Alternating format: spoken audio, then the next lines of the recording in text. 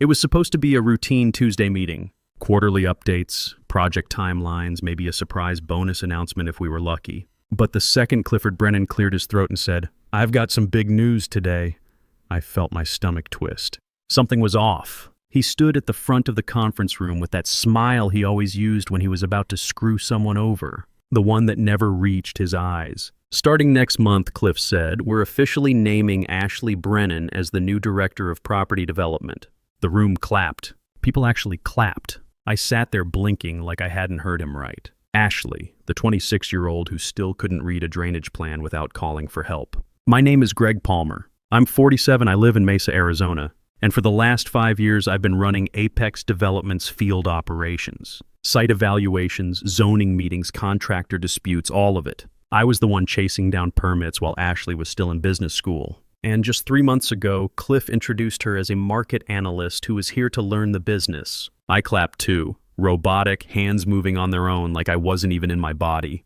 Cliff kept talking, beaming at Ashley like a proud father, because that's exactly what he was. "And I want to especially thank Greg for all his help getting her up to speed," he said. My collar felt tight. I loosened my tie without thinking about it. Ashley gave this awkward half wave like she knew she didn't deserve a damn thing. She was trying to act humble, but the designer heels and blazer that probably cost more than my truck payment gave her away. Cliff went on about vision and growth and fresh leadership while I stared straight ahead, pretending to listen. My ears buzzed like I was underwater. 5 years. 5 years of late nights, canceled weekends, hauling my ass to city council meetings to get projects greenlit, thinking it was all building to something. But it wasn't. This was the play. They never planned to promote me. I was the mule, the babysitter, the disposable stepping stone. And now that it was done, they expected me to smile and keep clapping. I turned back to my screen, opened the project tracker, and stared at the numbers.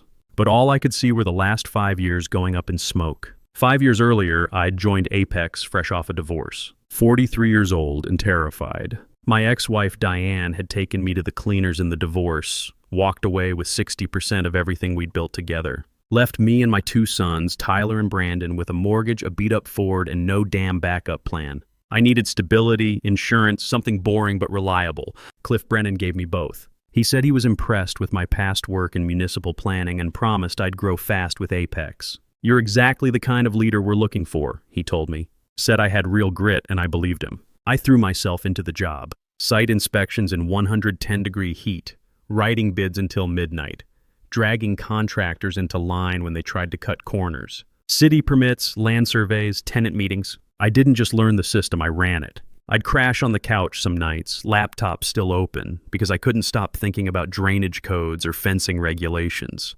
It was June when I started. Phoenix was hitting 115 that first week, but I didn't care. I had work, I had purpose. Brandon, my youngest, he was 11 then. He'd look at me over breakfast and say, "You coming to my game Saturday?" I'd promise I would, but Saturday always turned into just one walkthrough or this one contract issue. Tyler was 14, already talking about being an engineer someday. He didn't say much when things got busy, but I knew he noticed. Cliff noticed too. He'd call me into his office every couple of months with that casual tone like we were buddies, tell me how important I was. That long-term leadership was coming. I just had to stay the course. It wasn't just words either. I got bigger projects, more responsibility. At some point I assumed I was next in line for director. Who else was there? Cliff's own son had moved to Colorado years ago, wanted nothing to do with the family business. Then 6 months ago, Cliff stopped me in the hallway and said, "Hey, heads up. My daughter's starting next week, fresh out of Wharton. Just wants to see how things run. She'll be shadowing you a bit." I said, "Sure."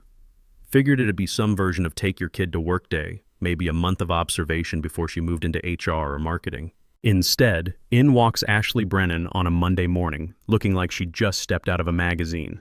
She walked in like she owned the place, offered me a handshake and said, "You must be Greg. Dad says you're the operations backbone around here." That smile wasn't respectful. It was rehearsed, like she already knew where she was headed and I just didn't matter. Still, I didn't think too much of it. I'd seen plenty of clueless kids bounce in and out of this industry. Then she started showing up to everything. Every site visit, every zoning meeting, every call with city officials. I'd walk into a bid review and there she'd be, already in the chair next to mine, scrolling through her phone like she was bored out of her mind.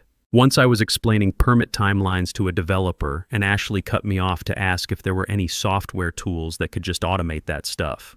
I laughed. I thought she was joking. She wasn't. The thing is, I trained her without realizing it. I answered her questions, gave her access to my files, even defended her once when she screwed up a site survey entry because I thought I was being helpful. I thought I was being a team player. Turns out I was just building my replacement. I stopped giving her the benefit of the doubt that same week. It was Thursday night, close to 9 o'clock. Office was quiet except for the janitor's radio and the buzz from the vending machine down the hall. I was sitting at my desk triple-checking zoning maps for a Chandler Heights build we'd nearly botched last month. Ashley had left hours ago, probably off at happy hour somewhere. I was packing up when I heard voices coming from Cliff's office. His door was cracked open. Not enough to see them, but just enough to hear. "Still no word on that director position?" a man said. I recognized the voice. Leonard Porter, one of the firm's senior investors. Been around since Apex's early days.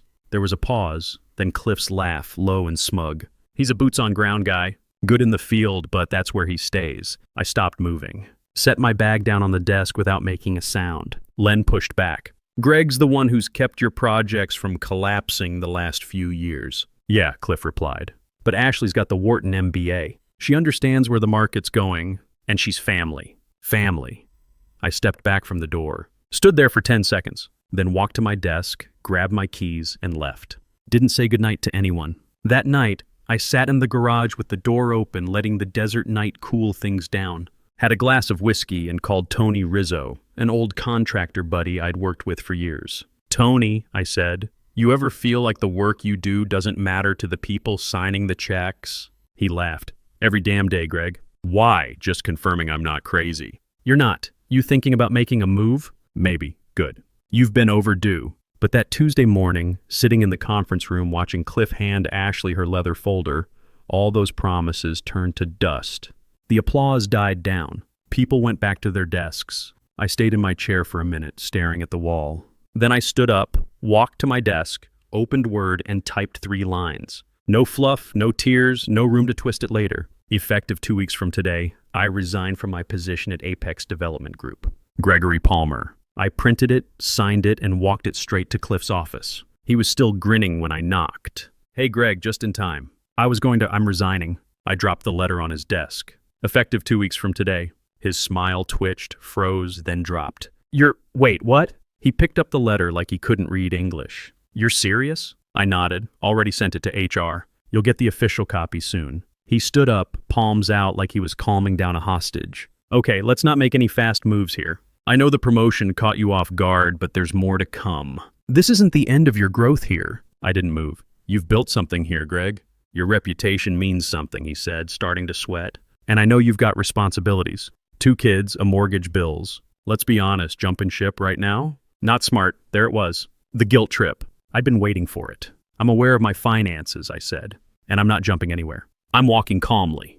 Cliff stepped around the desk. "Look, how about this? We create a new title for you. Senior Project Director. Same pay, maybe a bump in 6 months. You'd report to Ashley, sure, but you'd have full oversight of no." He blinked. "Just like that?" "Just like that." He sat back down, slower this time. "If you leave like this, I can't promise glowing references. You've built your whole network under my firm. That's proprietary knowledge. It wouldn't look good." I tilted my head. "You threatening me?" He held up his hands. "I'm trying to protect you from burning a bridge." "The bridge is fine. I'm just not on it anymore." We sat there in silence for a few seconds. Finally, he leaned forward and said, "You trained her. She still needs you." I smiled. "I'll finish out my 2 weeks. I'll even make sure Ashley doesn't crash the entire Chandler Heights project. But after that, you're on your own." His jaw clenched. He looked like he wanted to throw something. I walked out of his office and closed the door behind me. Didn't slam it. Didn't look back. Just went straight to my inbox and started cleaning house. Monday morning, I walked in like any other day. Coffee in one hand, badge on my hip, ready to wrap up my final 2 weeks. Ashley was already at my desk, or trying to be. She had 3 monitors pulled up, 2 legal pads covered in messy notes, and a face that looked like she hadn't slept. "Hey," she said, voice tight. "Do you have a second? I think something's off." I didn't sit, just looked over her shoulder. Spreadsheets, budget reports, projected costs versus actuals, and a giant red cell blinking in the corner of one screen. "Wait," I said, pointing. "Is that the city compliance deadline for the Peoria site?" "I think so," she said. I don't know, it came up in a contractor email this morning. That was due last Friday, Ashley. Her mouth opened, then shut.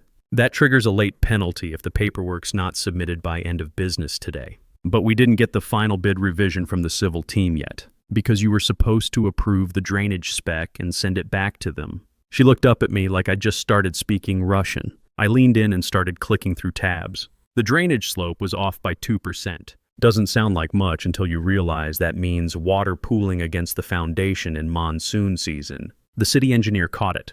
We got lucky. This is a two-step fix, I continued.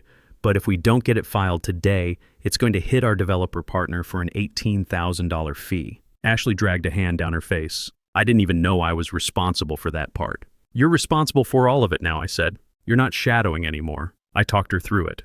Pulled the bid file from my backup, cleaned up the scope language, flagged the right lines for the civil team, and called their office to make sure it got signed before 3. Ashley just sat there nodding, sweating, occasionally asking things like, "Wait, do we need an environmental report on this one?" I didn't answer that one. By the time I walked back to my own desk, my phone was already ringing. It was Tom Gallagher, senior partner at one of our biggest redevelopment clients. "Greg," he said, "I just got a message from someone named Ashley." "Is that who's taking over for you?" "Yes," he sighed.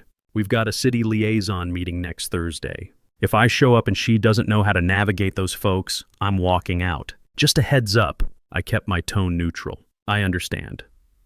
An hour later, another one called. Ray Diaz from the commercial team out of Tucson. Same vibe. "We don't want to get stuck teaching your replacement how to do her job." By mid-afternoon, I had 4 messages in my inbox, all from clients asking some version of, "Are you really leaving? And if so, who the hell do we call when things go sideways?" I answered all of them calmly, professionally. But deep down, I saw it clear as day. Cliff didn't just screw me. He set Ashley up for failure. The kid was clueless. No structure, no process, no relationships. She wasn't ready, not even close. She was never supposed to lead. She was supposed to inherit. I leaned back in my chair and watched as the inbox kept pinging. Ashley had the title, but I still had the clients, and they were making it real clear who they trusted. Cliff's assistant popped her head into my office right after lunch. "He wants to see you now." I didn't ask what it was about. I already knew. His door was open, but the second I walked in, he closed it hard behind me. Ashley was sitting in one of the chairs, hunched forward, hands clasped like a kid called to the principal's office. Cliff stood by the window, arms crossed. Didn't offer me a seat. "I've been getting calls," he started, tone sharp. "A lot of calls. Clients saying they're confused about who's running what." I didn't say a word. He turned. "You're poisoning our pipeline, Greg. You're poaching clients while you're still on payroll." "No," I said, "I'm answering their questions." "They're calling you because you're encouraging it." "They're nervous, Cliff. They've worked with me for 5 years. You shoved them into Ashley's lap with no notice and expected blind loyalty. That's not how trust works." He walked around the desk, getting close. "This isn't about feelings. This is business and it's proprietary. You're taking what you learned here and turning it into leverage somewhere else." I raised an eyebrow. "You're saying I'm breaking some kind of agreement?" He nodded. "I'll have legal draft a cease and desist if I have to." "You're spreading internal processes to third parties. That's confidential." "There's no non-compete in my contract," I said. "No NDA either. Everything I've shared with clients has been about their projects, their deadlines, their concerns. Nothing about Apex's internal operations." Ashley cleared her throat like she wanted to jump in. Cliff snapped, "Stay out of it." Ashley looked down at the floor. I stayed standing, steady. "Let's be real clear. I've made no promises to anyone. I haven't solicited a single contract. But if clients decide to leave after I'm gone, that's on you, not me." Cliff leaned both hands on the desk, trying to stare me down. "You think you're irreplaceable?" "No," I said, "I think I'm trusted." "That's different." He opened his mouth, but I cut him off. "And I've kept my word. I'm still here, still finishing out the 2 weeks. Still willing to train Ashley like I said I would." I looked at Ashley. "You need to learn the permit pipeline inside and out. Not just the deadlines, but the why behind them. You also need to stop relying on city officials to spoon-feed you process steps. They expect you to know this stuff already." Ashley nodded, barely looking up. "Yeah, okay." Cliff didn't say anything. I let the silence hang for a few beats, then stepped toward the door. "Let me know when you want to start that training, Ashley. I'll block time this week." I opened the door and walked out without waiting for a response. Behind me, I could hear Cliff mutter something under his breath. And Ashley, she still hadn't moved. By Thursday, I'd had enough of watching the place collapse in slow motion. I booked a long lunch and drove across town to Pinnacle Properties Group. Their office sat on the 18th floor of a sleek glass building in Scottsdale, the kind of place where the elevators didn't rattle and the coffee didn't come from a vending machine. Carmen Reyes was already waiting when I stepped off. Black blazer, sharp boots, and that same no-nonsense energy she'd had since the day I met her at a conference 2 years ago. "Greg," she said, shaking my hand like we were sealing a deal. "Took you long enough." I smirked. Had to finish a few things first. She led me into a bright corner office with a view of Camelback Mountain and a whiteboard packed with active site maps. "I won't waste your time," she said. "We've wanted you here for over a year. You've got the network, the experience, and more importantly, people trust you." She handed me a printed offer sheet. I didn't even have to sit down. Position: Director of Property Development. Salary: $108,000 plus performance incentives. Company vehicle. Full benefits package. Start date as soon as possible. I stared at the number for a second. It was 40% more than what Apex ever paid me. For the same title, Cliff handed Ashley like it was a damn participation trophy. Carmen sat on the edge of her desk, arms crossed. "This isn't charity. You bring value. City connections, loyal contractors, investors who pick up when you call. We're not just hiring you. We're hiring your reputation." It wasn't a hard decision. "I'm in," I said, sliding the offer sheet back to her. No hesitation. Carmen grinned. "Smart. We've got 3 sites in planning.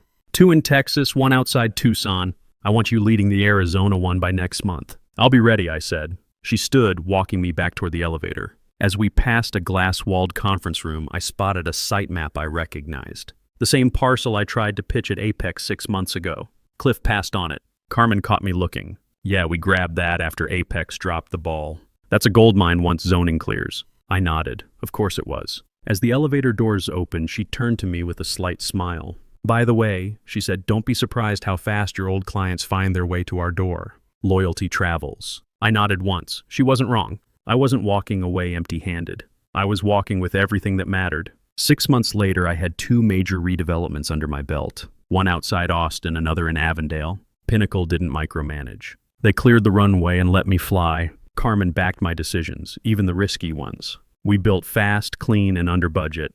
Contractors answered my calls. City planners took meetings without delay.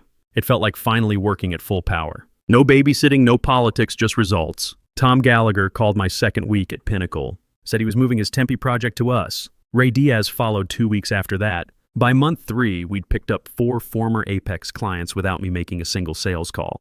They just found their way over, asking if I had time to handle their work. I did. Brandon was 16 now, a junior in high school. He noticed the change immediately. "You're home for dinner now," he said one night, like he couldn't believe it. "Yeah," I said, "I am." Tyler called from college that same week. He was interning at a civil engineering firm in Tempe, learning the same trade I'd spent 2 decades mastering. "Dad," he said, "my supervisor asked if I was related to Greg Palmer at Pinnacle. Said you're the guy who actually knows what he's doing." I smiled. "Tell him I said thanks." I did. "He wants to grab coffee with you sometime." "Talk shop. I'd like that." I was sketching site flow for a 3rd build when Carmen walked in holding a rolled-up magazine. "Thought you'd want to see this," she said. She tossed it on my desk. Southwest Construction Journal. Not flashy, but every major investor read it. The front page headline was brutal. "Apex Development bleeds contracts after leadership shakeup."